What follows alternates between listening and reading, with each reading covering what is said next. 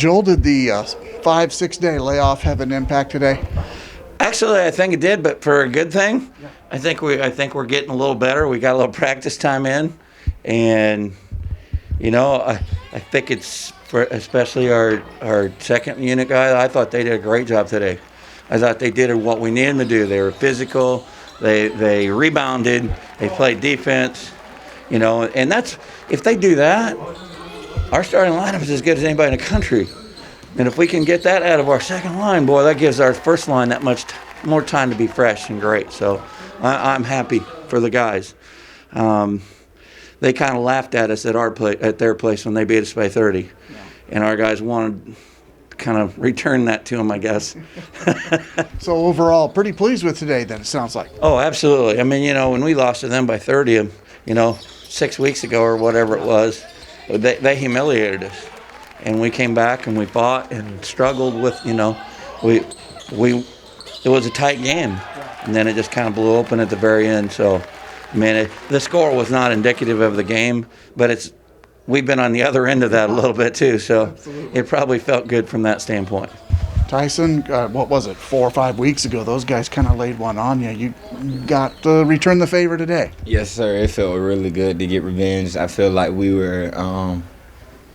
we gained more chemistry throughout the year to be able to go against them. We played them the second game of the year. We had a couple games canceled before that, so we couldn't be really prepared for that type of atmosphere and type of competition. But I feel like we done work hard for along the year to be able to handle that competition now. You guys seem to do a relatively good job. You always come back stronger after a loss. You learn from losses. Is that, when you think back to that previous game with the Indians, was that kind of the way it was for you guys, or is that a little bit too much? We kind of felt like we should never lost that game. It was just we did a lot of stuff like that we knew we shouldn't have done.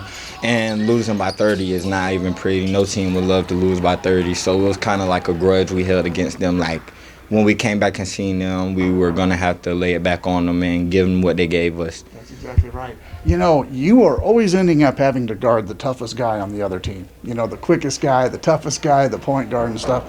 How do you continue to play the kind of defense you're playing and then run this offense too? It's pretty much heart. That's all I have. That's all I was raised with, was having heart and stuff. So when you have heart, you can really do anything you put your mind into. So you didn't play the last time versus McCook. So you're kind of coming into it from a different perspective. What was your thought? My thought was, I'm just going to go out there and take them by surprise. Obviously, I know they scouted and everything, but I think there's a difference between film and real life. So I think they weren't ready for some of the stuff I did, and I was getting fouled a lot and dishing out assists. So, the game just went our way at the end, and we played hard, and it was a big win for us. Yeah, that was a big win, and what a difference 6 weeks make. Did the 6 days or 5 days of not having a game, did that help? Joel said it did. It definitely did help because it let us prepare for them. We knew their plays. We practiced them against each other, so knowing them from an offensive and a defensive standpoint helps you understand them better. And what's his name? That one guy was scoring, knocking down everything, and we still stayed with him. So yeah, that week definitely helped, and it gave us a day off, let us get our legs underneath it a little bit. So it was good for us.